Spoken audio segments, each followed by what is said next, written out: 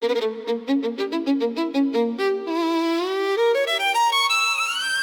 je něco pro ještěrku, v trávě u hromádky štěrku, na slunci se vyhřívat, s pampeliškou povídat. Pampeliško, pampeliško, sluníčko mi hřeje bříško,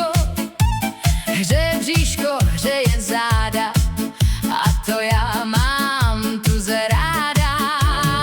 Od hlavy až k ocásku, viďte, pane Bělásku, ještěrka ze skalin, ze starých zdí se plazí do malin, trávy a kapradí.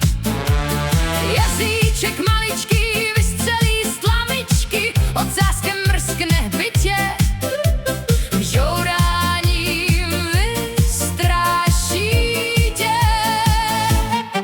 ještěrka leskla modravě, malý zelený drak, fialová jak bouři mrak, pití se démant na trávě.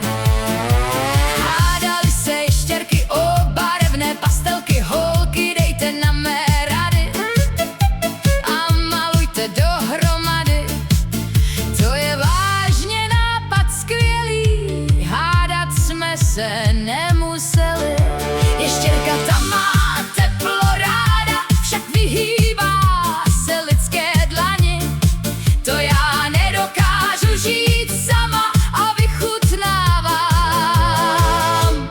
dotýkání, možná je silnější v svém žití, možná snadněji zvládá být, ale já čistou rozkoš cítím, když nechávám se pohladit.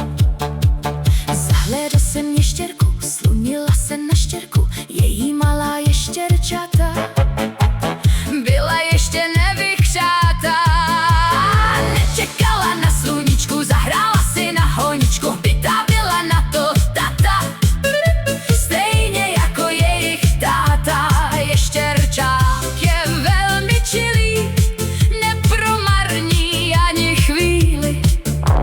Z druhé strany na štěrku bálí další ještěrku.